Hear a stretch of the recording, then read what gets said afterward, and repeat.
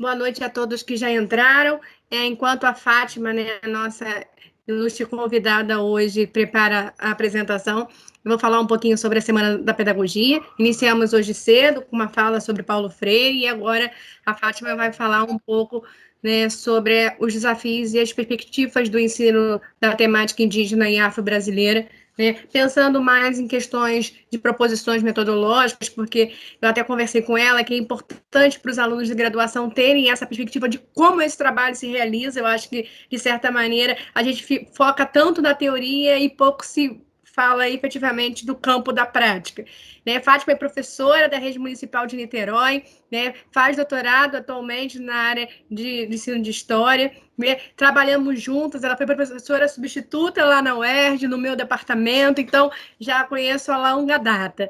Né? Eu fiquei muito feliz que ela ter aceito o convite de vir falar para os nossos alunos aqui na Estácio. Fátima, é contigo.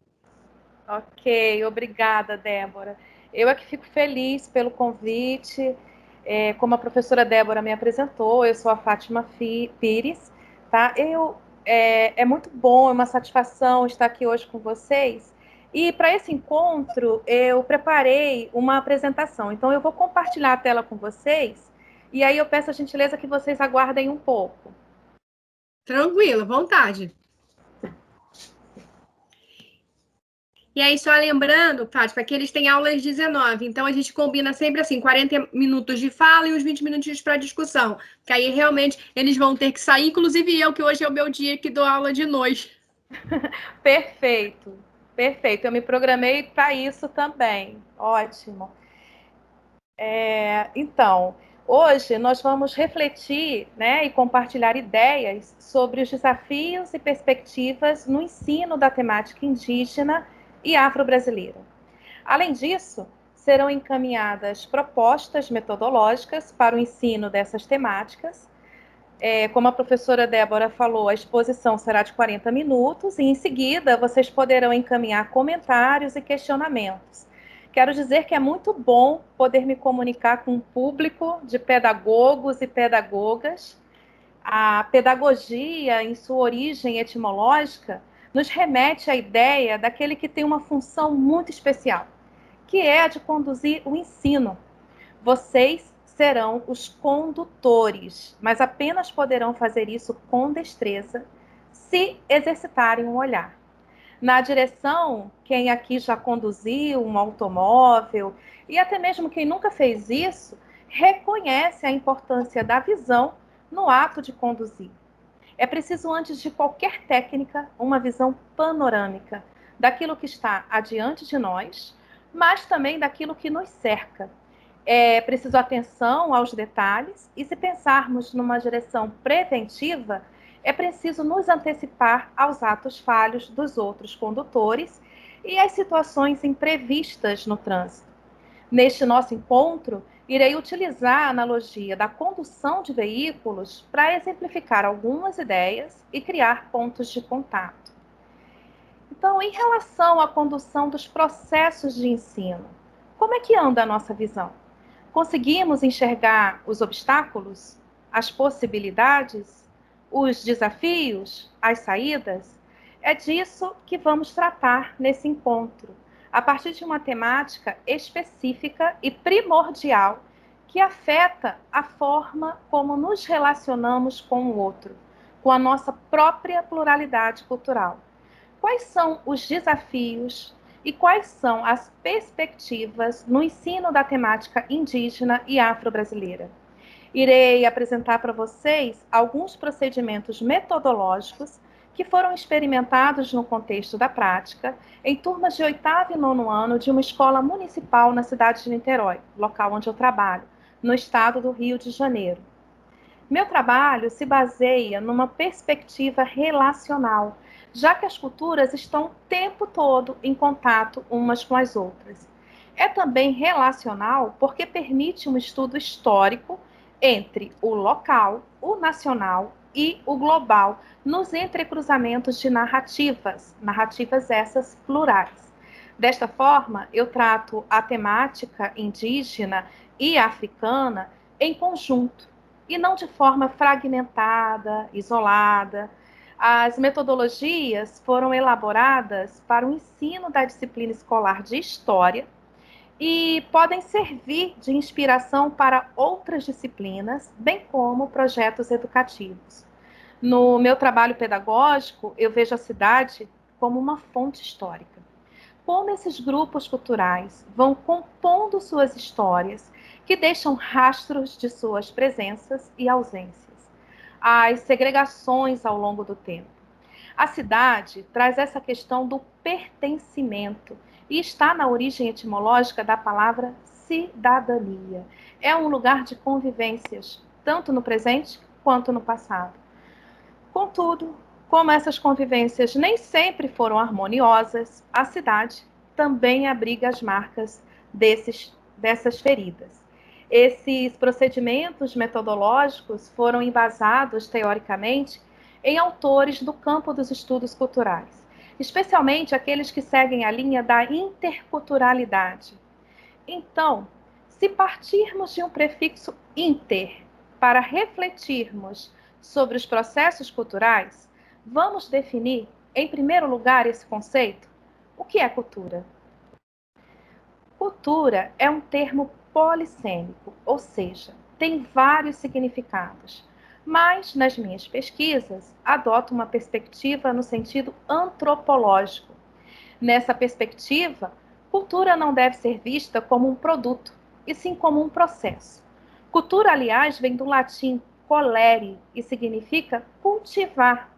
Então, nós cultivamos hábitos, modos de pensar, nossas cosmovisões, nossas formas de existir. E, por outro lado, nos percursos históricos, quando aconteceram encontros entre as culturas, e estas culturas estavam em posições desiguais nas relações de poder, produziu-se, além das desigualdades, as diferenciações, os preconceitos. Porque se uma cultura se julgar superior a outras, a tendência é sufocar as formas culturais diferentes, mas isso tudo é cultivado. Então, as perguntas iniciais que me fiz na elaboração das metodologias para ensinar sobre a história e culturas dos nossos indígenas e afro-brasileiros foi: é possível ensinar para que as próximas gerações consigam cultivar outras maneiras de se relacionar, livres de preconceitos e de modo mais respeitoso? E como é que a gente faz isso? Daí a aproximação com a interculturalidade, pois é uma teoria que trata do encontro, das convivências e coexistências, nem sempre harmoniosas, nas relações entre as culturas. Como decorrência do conceito de cultura, temos 4 conceitos que buscam dar conta de fatos concretos da nossa realidade. O primeiro conceito é o multiculturalismo. Muito sinteticamente, ele representa uma constatação de que não existe uma única cultura, como podemos inferir do próprio termo. Intraculturalismo é o segundo conceito como desdobramento do termo cultura e implica em modos de proporcionar a emergência de formas emancipatórias destas múltiplas culturas, sendo em um mesmo território nacional. Transculturalismo é quando essas políticas emancipatórias transcendem os territórios nacionais. Tem a ver com as políticas internacionais. O interculturalismo, que é a teoria que embasou minhas pesquisas, diz respeito a um conjunto de propostas de convivências entre diferentes culturas, buscando a integração entre elas, mas sem anular sua diversidade. Ao contrário, fomentando o potencial criativo e vital resultante das relações entre diferentes agentes e seus respectivos contextos. Então, o multiculturalismo, quando é visto para além da constatação de que existem muitas culturas e se propõe algo interativo, algo propositivo, estamos já nos encaminhando para a interculturalidade. O prefixo inter é algo entre culturas, e se elas convivem juntas, negociam, disputas, resistem, elas elaboram artefatos, e esses artefatos são híbridos, porque tem um pouco de cada cultura. A interculturalidade, na linha em que eu trabalho, busca olhar para os processos de criação dos artefatos, ao invés de focalizar apenas os produtos culturais. Por exemplo, o carnaval é um produto cultural que tem uma força da expressividade afro-brasileira, especialmente nos ritmos do samba. Se a gente olhar só para o produto, vamos dizer que é apenas um produto dos povos afro-brasileiros. Se olharmos para os processos, veremos as contribuições de outros povos, desde a antiguidade até o contexto do encontro no Brasil entre as culturas, chegando aos nossos dias. E por que isso é importante? Porque, se visto como um mosaico de culturas dentro desses processos, não há o porquê de preconceitos, já que cada cultura está ali representada. É por isso que olhar os processos nos ajuda a ampliar a nossa visão. Há procedimentos de ensino que são tão naturalizados que muitas vezes não conseguimos enxergar erros, lacunas, por mais concretos e evidentes que sejam. Se a gente olha para um artefato cultural como o carnaval e enxerga esse mosaico de culturas, é porque elas estão em diálogo ao longo do percurso histórico. Então, o que me motivou a elaborar essas metodologias numa perspectiva relacional é que quando indígenas e africanos são representados, por exemplo, nos livros didáticos, eles são representados de forma estanque, separados, como se não fizessem parte de um mesmo contexto histórico e social, de um mesmo tecido conectivo. Apenas para exemplificar, analisando uma coleção didática considerada de referência pelo Guia do Programa Nacional de Livros Didáticos, que é um guia para orientar os trabalhos dos professores. Para serem aceitos no guia, os livros passam por rigorosas avaliações e, com isso, poderão ser adquiridos pelas escolas públicas com verbas do governo federal. Esse é o maior programa de aquisição de livros didáticos no mundo. Sabemos que, pelas dificuldades materiais da nossa sociedade, esses livros serão os únicos materiais que nossos alunos terão para se informarem e estudar. Por isso, a responsabilidade com esses materiais e a importância de veracidade de seus conteúdos, sem lacunas, estereótipos, sem distorções. Então, neste livro didático tão bem avaliado, havia uma tabela que tratava do trabalho em engenho de cana-de-açúcar, e ao lado dessa tabela havia o diálogo isoladamente entre o europeu, o africano e o indígena. Mas os indígenas e africanos não foram representados em diálogo. Isso me chamou a atenção. E aí, pesquisando toda a coleção, em nenhuma parte foi demonstrado esse diálogo. Isso me pareceu uma lacuna muito grave. E por isso investi na elaboração dessas metodologias com vistas à superação desse entrave. Revisitando, então, o material do autor, depois de muito tempo, para verificar se essas representações ainda permanecem, então podemos observar estas imagens. O contexto é o século XVI. Neste mesmo momento histórico, vemos a Casa Grande, o lugar central onde viviam os colonizadores, e ao redor os africanos escravizados. É possível percebermos uma interação entre o branco colonizador e os africanos. A imagem abaixo é de um texto escrito por alguém que viveu também no século XVI. Nesse texto, o autor descreve que o engenho não produzia apenas açúcar e comenta sobre os contatos entre os portugueses e os indígenas, o espanto dos portugueses em relação aos hábitos alimentares dos indígenas. Então, os portugueses, no mesmo contexto, estavam em diálogo com os indígenas e também com os africanos. E por que no livro não há representação do contato entre os indígenas e os africanos, se os dois grupos se comunicavam com o branco colonizador? Que conclusões podemos chegar dessas imagens? Em primeiro lugar, que essa representação fragmentada em relação aos grupos culturais indígenas e africanos ainda permanecem no manual didático. Isso é o que o filósofo francês Michel Foucault chama de regularidade no discurso. É uma regra construída por uma relação de poder que quer condicionar o nosso olhar em relação a esta narrativa e de tanto reproduzir, a gente não consegue mais enxergar. Daí é preciso a gente questionar que ganhos sociais teríamos se a gente pudesse enunciar os contatos entre indígenas e africanos? Por que essa insistência em negar esses diálogos? Os quilombos podem nos dar algumas pistas. Eles eram lugares de resistências dos africanos em face à escravidão. Mas lá não abrigavam apenas esses escravos africanos. Haviam indígenas e pessoas brancas empobrecidas também.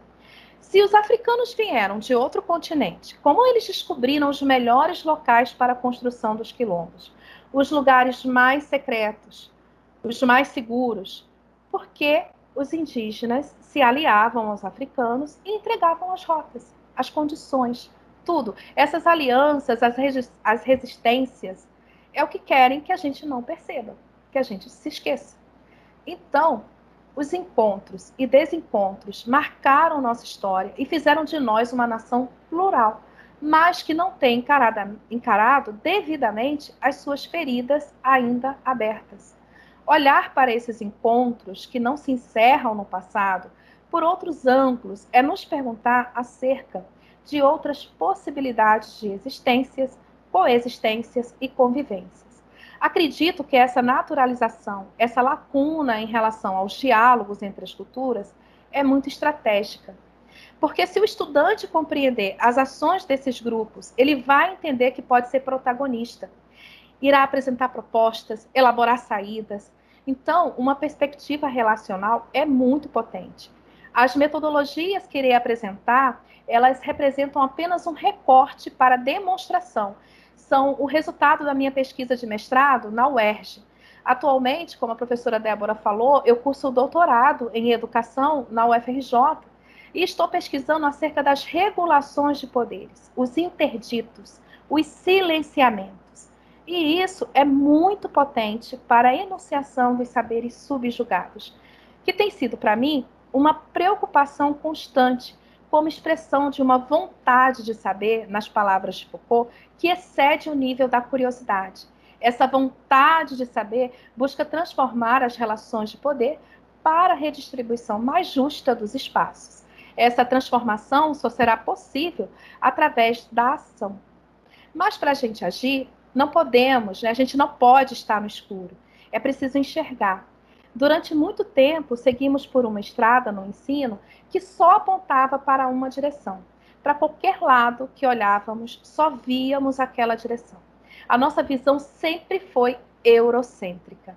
Olhando para frente, isso é, para o nosso futuro, queríamos espelhar os valores eurocêntricos. Se olhávamos para o lado ou para o outro, ou seja, os nossos presentes, de novo o eurocentrismo. Se olhávamos para trás, nosso passado, prevaleciam as versões da história segundo o colonizador europeu. E isso fica muito evidente na própria história. Por que falamos descobrimento do Brasil quando se trata da chegada dos portugueses, se já tínhamos os povos indígenas vivendo aqui? Por que falamos da conquista da América e enaltecemos os conquistadores e não olhamos para o que eles vieram fazer aqui? O seu potencial destrutivo, em nome de um progresso que não é para todos, que mata, que exclui. Mas a versão do passado eurocêntrica é que é a dominante. É ela quem ganha as páginas dos livros e, consequentemente, interfere no modo como enxergamos o mundo, nos nossos valores. A nossa língua oficial é o português, porque, como sabemos, fomos colônia de Portugal.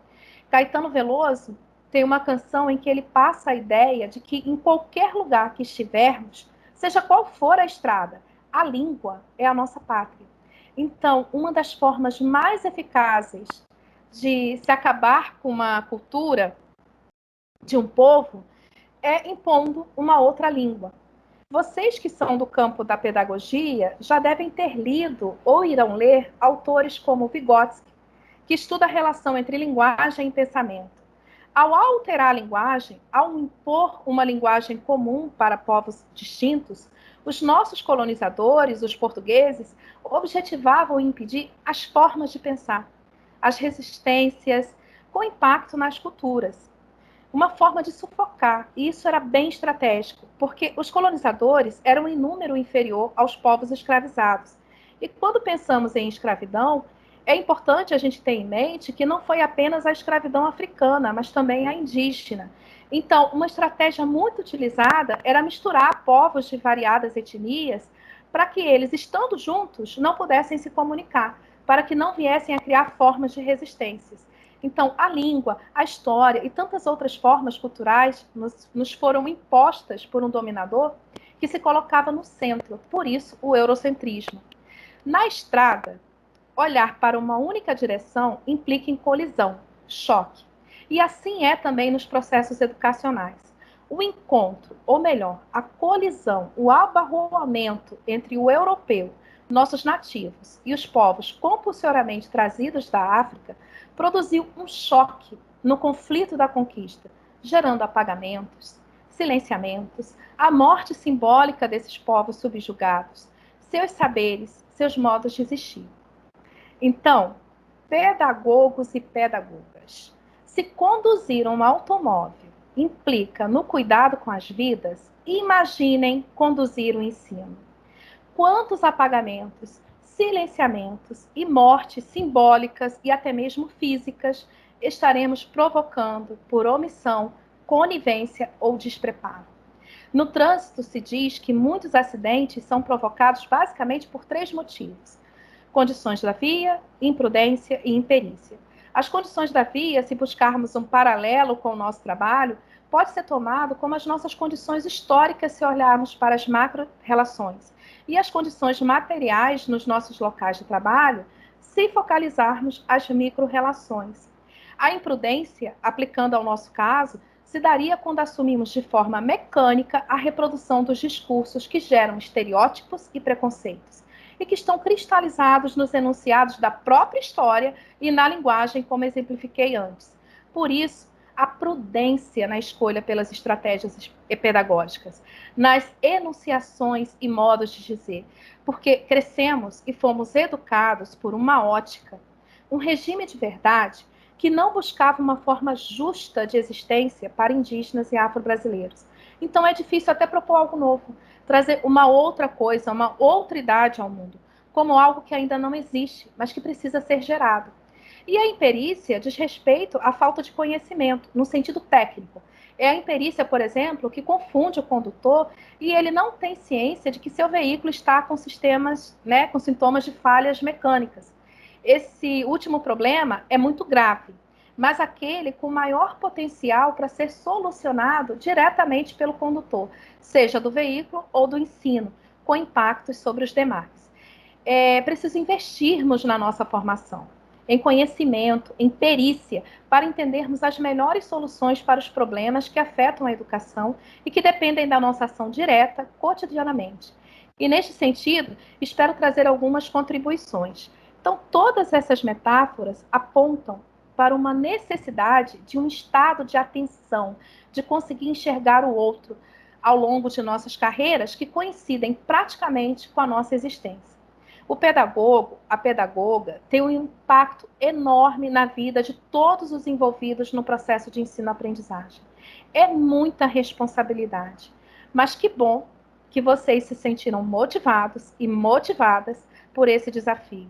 A educação, como nos dizia a filósofa alemã Hannah Arendt, é o ponto em que decidimos se amamos o mundo o bastante para assumirmos a responsabilidade por ele. Eu sou graduada em História pela UERJ, e no início da minha graduação, ouvia muito dos meus professores que, para ser bem-sucedido nessa carreira, era preciso gostar muito de ler. E eu concordo com eles, mas eu acrescentaria que é preciso ter na mente e no coração, ou seja, na razão e nas nossas emoções, esse binômio entre responsabilidade e amor tão bem equacionado nas palavras de Arendt. Foucault teorizou sobre o processo de docilização dos corpos, ou seja, as formas pelas quais nos tornamos assujeitados, obedientes aos sistemas, às normas, às formas de poder, e demonstrou que o pensamento moderno, como um regime de verdade, condicionou o nosso olhar, nos tornando apenas razão. Somos seres racionais. Quantas vezes ouvimos aquela definição básica? O ser humano é um ser racional. E onde ficam nossas emoções quando ensinamos? Os meus professores me ensinaram que era preciso um olhar de neutralidade. O historiador não pode tomar partido, tem que ser neutro. Mas será que para Hannah Arendt era possível ser neutra vendo seus irmãos judeus nos campos de concentração? Como não se afetar também em face dos genocídios históricos dos nossos irmãos indígenas e da África, expropriados de suas terras, de suas crenças e até dos seus próprios corpos? Ensino é afeto, o tempo todo. A própria raiz da palavra ensinar é a mesma de insígnia, marcar. O ensino deixa marcas. Elas podem nos marcar positivamente para nos livrar dos assujeitamentos, para nos empoderar, ou nos tornar ainda mais assujeitados. E daí a nossa responsabilidade no ato de ensinar ou de conduzir os processos de ensino.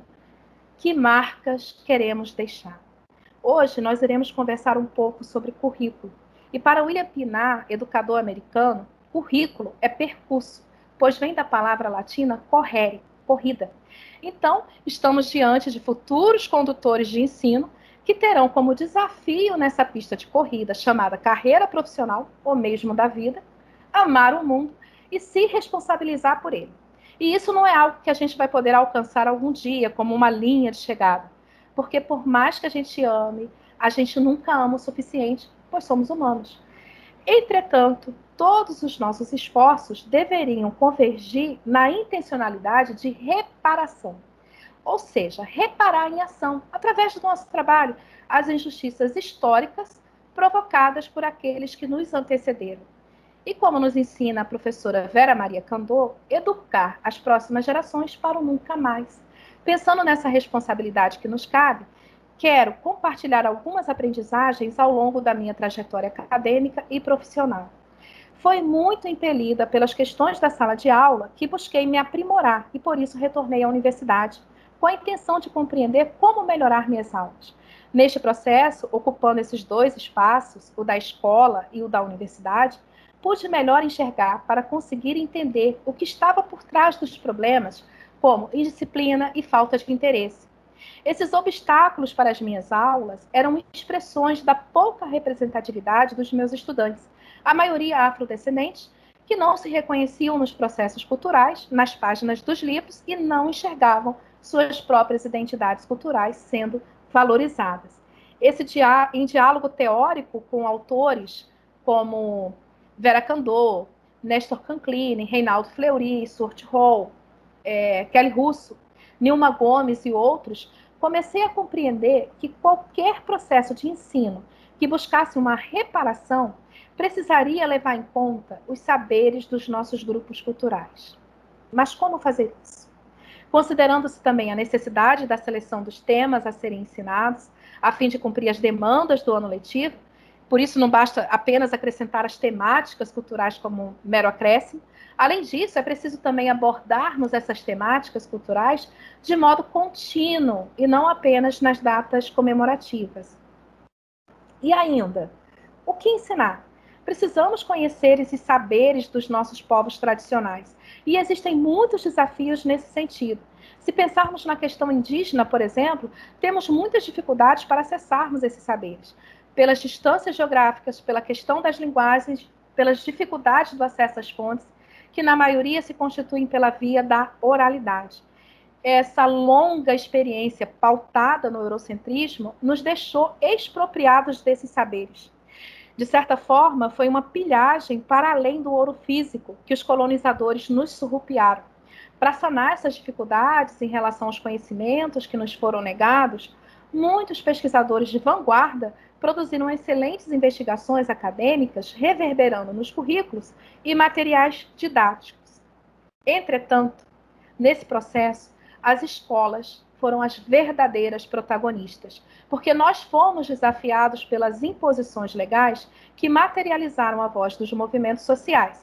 Então, em 2003, através da Lei 10.639, incluiu-se a obrigatoriedade do ensino da temática africana, e em 2008, na Lei 11.645, a indígena em nossos currículos. Isso foi um ganho enorme, mas é preciso avançarmos mais. Por exemplo, nos falta nas grades curriculares das universidades disciplinas obrigatórias sobre essas temáticas, porque as universidades são locos de produção de conhecimento e de formação de profissionais de ensino por excelência no Brasil. Então, essas mudanças curriculares deveriam já ter se iniciado pelo ensino superior para melhor alcance da educação básica e até de outros segmentos sociais. Essas leis trouxeram muitos avanços, mas ainda persistem muitos obstáculos e desafios. Em um primeiro momento, muitos julgamentos equivocados foram feitos, como, por exemplo, acreditar que elas eram frutos da vontade de determinados governos, quando, na verdade, elas representam uma luta histórica dos movimentos indígenas e afro-brasileiros por reparação, em busca de reconhecimento e redistribuição nos espaços simbólicos de ensino. Outro equívoco consiste no fato de que muitos agentes de ensino acreditam que apenas as disciplinas de História, Língua Portuguesa e Artes são responsáveis por essa demanda de ensinar essas temáticas, mas a palavra utilizada na lei é preferencialmente e não exclusivamente. Portanto, essa é uma responsabilidade para todos nós, agentes de ensino. Então, em face desses desafios, propus as metodologias que passarei agora a apresentar. Eu selecionei alguns recortes muito específicos de uma investigação mais ampla para demonstração. Tomando a cidade de Niterói como campo empírico, as metodologias foram elaboradas com a intenção de serem replicáveis para outros contextos. A cidade não é apenas um lugar de habitação, ela assume outros significados. Há fluxos das interações em suas camadas que nos possibilitam uma arqueologia urbana, nos convidando a ressentir os efeitos que nem sempre foram harmoniosos dos contatos entre os grupos culturais na sua trajetória histórica. Então, refleti por meio da evolução urbana de Niterói as potencialidades para a compreensão desses fenômenos resultantes desses encontros. Niterói é uma cidade que ainda existem comunidades com peculiaridades socioculturais raras no nosso contexto atual do estado do Rio de Janeiro. São espaços de disputas em suas fronteiras simbólicas que estão acirradas em diversos momentos. Niterói significa águas escondidas em tupi. E essa cidade tem muitas histórias que precisam ser reveladas. E nessas histórias há a presença e não presença dos nossos povos tradicionais, indígenas, afrodescendentes, entre outros, em múltiplas camadas temporais em seus tecidos conectivos e conflitivos. Então, um outro desafio que é central nessa proposta é como revelar essas histórias e, ao mesmo tempo, dar conta dos conteúdos tradicionais de história, considerando o tempo letivo que dispomos e sabendo que esses conteúdos tradicionais são ainda imprescindíveis para a sessão social dos nossos estudantes. Então, o caminho trilhado não foi acrescentar, e sim entrecruzar esses temas aos conteúdos curriculares, mas de forma a questionar as narrativas já cristalizadas, para entrecruzar as histórias locais, nacional e global. E, com isso, enfrentar esses apagamentos e outras violências simbólicas de forma mais contínua e não apenas nas datas comemorativas.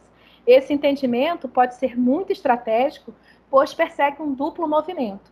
O primeiro seria empoderar, para que nossos alunos se tornem engajados na luta por direitos. Na perspectiva do ensino intercultural de história, a questão dos direitos é sempre em direção ao direito do outro, numa visão de alteridade, de empatia, não apenas dos direitos individuais ou de determinados grupos. Esse empoderamento visa também que nossos alunos ocupem os melhores espaços simbólicos e de poder. E para isso ele vai precisar dominar esses saberes ainda oficiais, contudo, de uma forma questionadora. O segundo movimento, decorrente do primeiro, é que esse estudante jamais esqueça essas expropriações históricas. Para exemplificar, Niterói abriga o mito do Araribóia, que foge daquele ideal do mito do bom selvagem. Ele foi um índio guerreiro que lutou e venceu.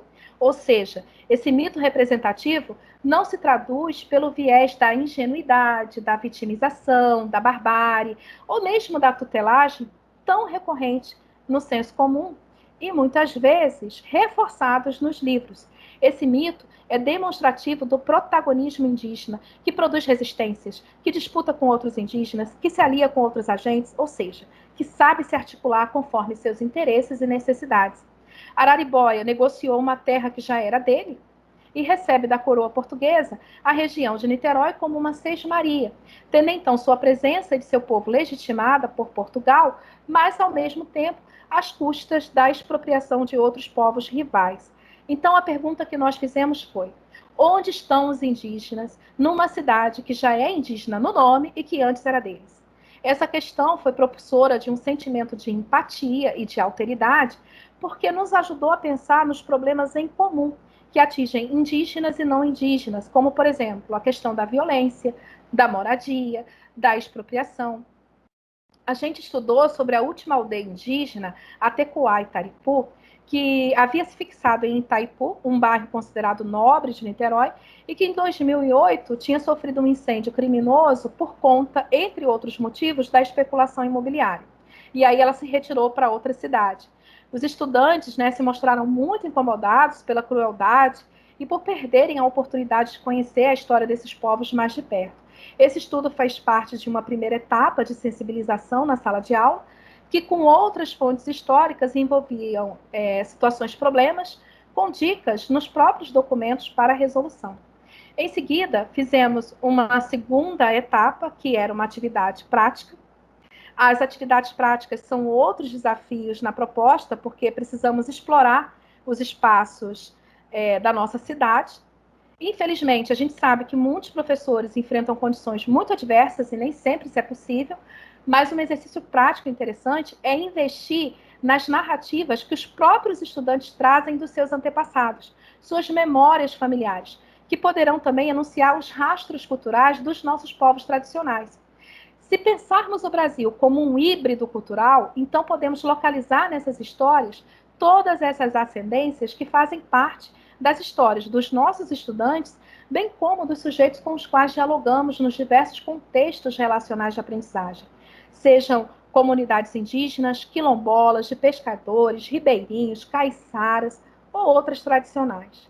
Na atividade de campo a respeito da aldeia que ficava em Itaipu, a Tecoá Itaripu, estudamos sua presença na ausência, pois ela já havia se dispersado por conta do incêndio. Os alunos já estavam sensibilizados, eles estavam inconformados com as situações vivenciadas pelos indígenas, e aí nós fomos a um sítio arqueológico que reunia um sambaqui, que era símbolo da ancestralidade dessa aldeia. Os sambaquis são sítios arqueológicos que nos informam sobre a cultura material dos nossos povos originários indígenas, que viviam próximos ao litoral. É uma palavra de origem tupi que significa amontoados de conchas. Os sambaquis são compostos por aglomerados de materiais orgânicos e calcário. Algumas comunidades indígenas enterravam seus mortos nesses terrenos, por isso eles são considerados solos sagrados. Então, a expulsão da aldeia implicou também nesse aspecto cultural, de enfraquecer seus elos, aquilo que de início comentei a respeito das imposições e violências. E isso é demonstrativo de que as violências perpetradas, né, contra esses grupos não se encerraram no passado. Nessa mesma região, em Itaipu, fica o Museu Socioambiental e a comunidade dos pescadores. Outras comunidades tradicionais ficam no entorno, como o Quilombo do Grotão, que a gente também visitou. A conceituação de quilombo foi problematizada em sala de aula, no intuito de desconstruir as imagens canônicas que colaboram para a visão equivocada do negro como vítima que não resistiu. E aí, depois, em uma terceira etapa, já novamente em sala de aula, os alunos foram estimulados a trocarem suas impressões sobre a experiência vivenciada. Eles precisavam sistematizar, mas assim, de uma forma muito natural, tudo aquilo que eles aprenderam. A gente fez isso de forma muito lúdica. Não, tá tudo ok. Com roda de conversa. Estou ouvindo normal, sem problemas. Tá ótimo, então. Com roda de conversas, né? Então, essas atividades, elas envolviam roda de conversas, jogos. Nós tínhamos visitado aquele território em Itaipu, e aí, nessa roda de conversa, o que mais chamou a atenção dos estudantes é que aquelas comunidades buscavam se unir de todas as formas. As marcas dos diálogos entre essas comunidades tradicionais são perceptíveis nas alianças travadas, por exemplo, a aldeia indígena, seguindo o protagonismo do Quilombo do Grotão, enquanto essa aldeia estava em Niterói, ela criou um núcleo pedagógico semelhante ao que havia no Quilombo, pelo qual os professores das escolas regulares, ou seja, não indígenas, elas poderiam agendar, através da internet, visitas presenciais à aldeia para intercâmbio de saberes. Isso nos demonstra que as culturas indígenas não estão cristalizadas no tempo. e do seu potencial para hibridação entre o tradicional e o moderno. Essas comunidades tradicionais também se uniram para a criação de uma associação coletiva em defesa de seus interesses, que inclusive incluía a questão da permanência naquela região. Então, eles criaram a ACOTEM, Associação da Comunidade Tradicional do Engenho do Mato. Nessa roda de conversa, os alunos também apresentaram propostas em relação à fala de um pescador, em que ele relatava a dificuldade do exercício da atividade artesanal, da pesca artesanal, né? E os alunos se mobilizaram para auxiliar na permanência desses grupos, porque esses grupos artesanais, eles enfrentam uma competição desleal com a pesca industrial. Essas competições desleais representam um desses muitos problemas em comum, tanto para esses grupos culturais quanto para a sociedade.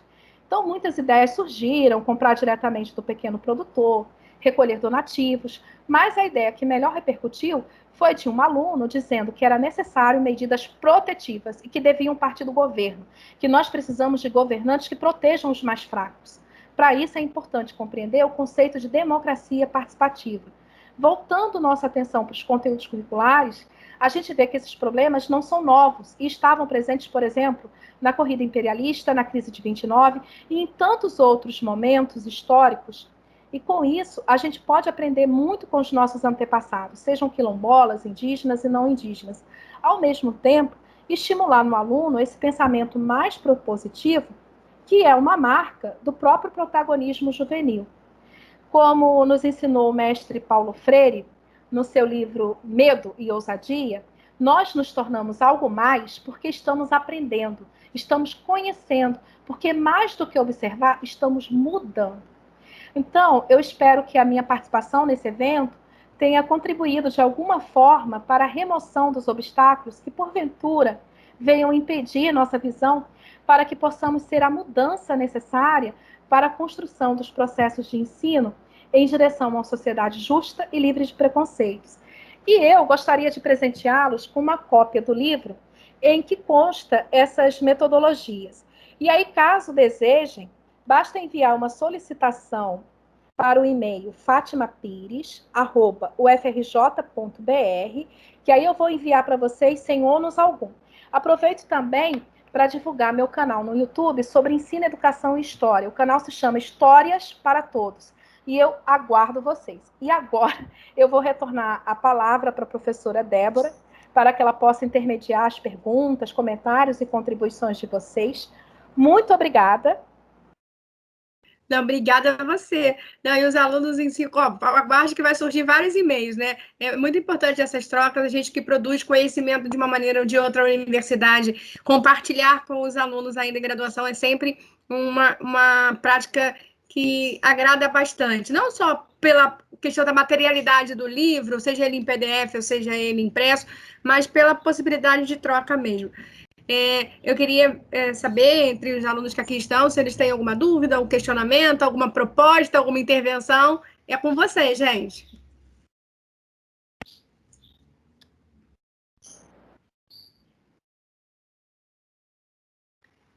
Todos quietinhos. Pode fazer pergunta no chat, pode fazer onde vocês desejarem. Vocês já trabalham com essa temática indígena? Vocês já estão atuando de alguma forma nos processos de ensino?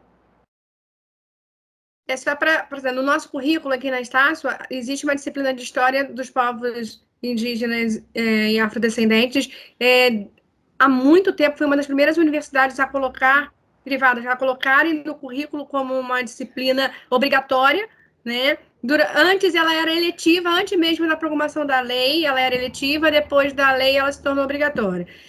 Nós temos disciplinas que trabalham e cruzam essa temática, que são as metodologias, tanto a metodologia de ensino de História e Geografia, e outras metodologias que trabalham com linguagem e comunicação docente. Eu sou professora de didática, eu, obviamente, também corto o viés para esse lado, né, por considerar que também é uma questão fundamental. E até falei hoje cedo, né, a escolha dos temas, das pessoas que, de uma maneira ou de outra, pudessem contribuir nessa Semana da Pedagogia, era um pouco pensando no que Paulo Freire, de uma maneira ou de outra, sempre priorizou, né, olhar para os excluídos, olhar para aqueles que, de uma maneira ou de outra, precisam de voz, de espaço, né, e a fala da Fátima ela é a representação disso, tanto na análise dos materiais didáticos, como ela traz, né, pensar o livro didático como uma ausência também de temáticas, de uma série de elementos, né, mesmo que hoje a gente reconheça que algumas práticas elas já estão presentes em alguns materiais, ainda é muito pouco. Né? Ainda se tem muita resistência com uma série de questões, tanto por parte dos professores, quanto por parte das editoras, e a gente vai percebendo que isso ainda é um avanço. A própria Base Nacional Comum Curricular, que é o documento hoje, né, norteador do trabalho pedagógico dos professores, nesse processo de produção dela, foram muitas lutas, muitos entraves para algumas dessas questões estarem presentes, e mesmo assim com algumas lacunas. Eu vou ver se alguém comentou aqui alguma coisa. A professora Maria Luísa, que também é professora do curso, está aqui, ela disse que na disciplina Fundamentos da Infância também trabalhamos esses conceitos. Né? Então, que é disciplina, inclusive, nova para o nosso currículo, né? Houve uma modificação no nosso currículo recentemente, né? E aí como ela está pegando a disciplina agora, ela mencionou essa. Então, esse cruzamento a gente tem feito, a gente considera isso não só né, fundamental, e eu percebo que, além disso, existem as questões muito de identidade dos nossos alunos. Eu tenho aqui alunos, né, no nosso curso, Madureira, é o campus onde, né, eu coordeno, né, e nós temos muitos alunos negros, né, pensando no perfil de curso, no perfil dos nossos alunos, e a gente trabalha muito a questão do empoderamento, né, tanto que na semana pedagógica anterior, o tema era empoderamento, né, já tivemos outras sobre empoderamento feminino, por acreditar que essas temáticas elas precisam estar sempre cruzando, né? Assim como, por exemplo, a temática, né, do quilombola, né, que a Maria vai fazer na sexta, ela ainda é uma disciplina eletiva, mas aqui a gente também luta aí que ela entre nos currículos escolares, né? A própria disciplina também de gênero e sexualidade também ainda é uma eletiva, mas é uma eletiva obrigatória, então, de certa maneira, os alunos precisam fazer, né? Então, aquelas que a gente consegue fazer com que ela se torne, mesmo que eletiva obrigatória, isso já demonstra, de certa maneira, essa possibilidade. Temos aqui o Marcelo com a mão levantada. Marcelo, é contigo mesmo. Boa noite. Boa noite. Gostaria de agradecer a aula da professora Fátima, foi muito bom. Eu sou professor da Escola Municipal em Nova Iguaçu. Gostaria de saber se eu teria condições de utilizar a cidade como fonte histórica na cidade de Nova Iguaçu. Então, boa pergunta, professor Marcelo. Essa proposição metodológica ela foi pensada justamente para isso, né? Para se tornar algo replicável a outros contextos. Então, assim, alguns encaminhamentos, né, iniciais que poderiam já ser feitos na sua sala de aula, né, de repente, seria, por exemplo, trabalhar o próprio nome da cidade, que já é de origem indígena, as toponímias, né, da cidade, os rios, né, e isso eu acho interessante ir construindo o material junto com seus alunos, para que eles também se apropriem. Então, fazer pesquisas mesmo com eles, e aí você pode guardar esse material para os anos seguintes, né, para que você possa fomentar nesse aluno, né, o desejo de se tornar um investigador de história, né, ou dessas práticas mais culturais. Então, é interessante pensar essa cidade, né, nessas relações, e que essas relações elas não estão presas no passado, elas são atuais. Então, trazer esse tema também da atualidade. A gente pensar, por exemplo, o momento que a gente está vivendo, a gente percebe as desigualdades nas diferenciações culturais, né, nas questões étnicas culturais, as próprias diferenciações. Então, a questão da diferenciação e da desigualdade, elas caminham juntas. E aí é você pensar esses temas, né? Justamente pensando na questão da atualidade e como que isso configura, vai conformando esse espaço aí de Nova Iguaçu. Tá? Obrigada pela pergunta. Obrigado, professora Fátima. Meus parabéns. E aí, fazendo um gancho aí com o que o Marcelo falou, eu acho que mais do que essencial, né? Pensando que você atua numa rede, né, onde Nova Iguaçu tem uma história muito marcada, né, no Rio de Janeiro, de uma representatividade muito grande, trazer os seus alunos para olhar a sua própria cidade, o seu próprio entorno, vai fazer com que o ensino de história, não sei se você é professor de história ou de outra disciplina, não sei o certo, mas acho que contextualiza melhor, eu acho que empodera melhor seus alunos, eu acho que é tudo uma tentativa nesse sentido, né? Exato. Mas Exato. E essa temática, desculpa, Débora, que eu acabei te interrompendo. nada. Mas essas abordagens metodológicas, elas servem de inspiração também para outras disciplinas. Nós temos colegas de educação física, né, que trabalham por essa abordagem pelos jogos. Então, por exemplo, em alguns momentos a gente teve trabalhos integrados, né, que é uma atividade de campo, o professor não vai nunca sozinho. Né? Em alguns momentos eu até fui sozinha, mas eu sempre tinha um colega também, ou dois colegas, e a gente procurava fazer de uma forma integrada. Então, por exemplo, no Quilombo, onde a gente foi, não sei se vocês conseguiram reparar, eu botei uma foto mais apagadinha por uma questão mesmo de privacidade dos estudantes, mas a gente estava comemorando lá o momento, o dia que a gente passou, com uma feijoada, que é um artefato híbrido, né? Então, assim, até a merendeira, se a gente for chamar para essa conversa, ela como uma... Porque todo mundo na escola é um sujeito que produz, é um sujeito educacional. Né? Então, até a merendeira, né, e o porteiro, todo mundo que está lá, eles podem partir para uma perspectiva do ensino, né, dessas temáticas, isso sem nenhum problema no que eles fazem. Então, nesse dia, a gente teve capoeira, e o professor, ele pode trazer essa abordagem também por uma linha integrada entre as disciplinas, né? Então, matemática pode trabalhar a questão dos saberes indígenas, como é que ele... Gente, se a gente for pensar, né? A gente foi tão habituado em considerar... É o título da palestra, né? Da Semana Pedagógica. Que não existem saberes maiores ou piores, né? São saberes diferentes. Se a gente for pensar nos saberes indígenas, tomando, por exemplo, a questão da indústria farmacêutica, olha como é que eles são estratégicos, né? Eles nos ensinam que os indígenas produzem saberes inferiores, mas estão indo lá no meio da selva amazônica para aprender com os indígenas os remédios que eles vendem para nós a um preço altíssimo. E eles não pagam os direitos autorais aos indígenas, né? Então, assim, olha como é que é lucrativo a gente acreditar que eles não produzem saberes. É uma forma de dominação. Então, essa forma de dominação não está lá no passado, não. Ela é presente, ela é atual. A maneira como a gente vai se relacionando com o outro, isso vai compondo, né?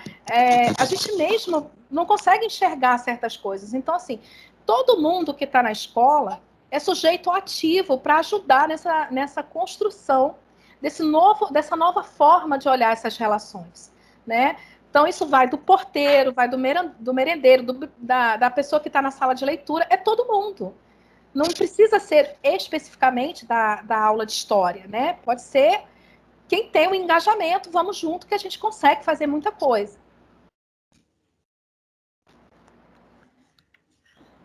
Alguém mais? Algum questionamento? A gente pode dar por encerrado, até porque eu sei que vocês precisam sair para a aula, e eu preciso, obviamente, agradecer a Fátima. Né? Espero que na nossa retomada, que ela possa ir lá no campus, conhecer o campus, né? Que a gente lota o auditório, que a gente possa estar junto, porque eu acho que é sempre melhor, eu acho que, de certa maneira, essas trocas, né, de uma maneira ou de outra. Fátima, vou mandar para você pelo WhatsApp o seu certificado. Agradecer mais uma vez pela participação, que a gente possa ter outras oportunidades, tá? Muito obrigada. Eu que agradeço a participação de cada um. Se vocês se sentiram por algum motivo tímidos para perguntar, gente, meu e-mail é aquele ali. Conversa comigo. Eu sou uma pessoa acessível, tá? Fiquem à vontade para a gente compartilhar ideias. A gente está aqui aprendendo, é uma troca, tá bom? Muito obrigada, viu, Débora, pelo convite. Obrigada a você. Aproveite para solicitar o livro e aproveite para fazer perguntas quando mandarem o e-mail, né? Porque muitas vezes os alunos ficam realmente mais envergonhados e tudo mais. E tem aluno de todos os períodos, né? Alguns que já passaram pela temática, outros que não. E nesse processo de descoberta a gente vai, né, aprimorando aí. Muito obrigada, viu? Obrigada a vocês, gente. Tchau, boa noite, bons estudos aí, tá?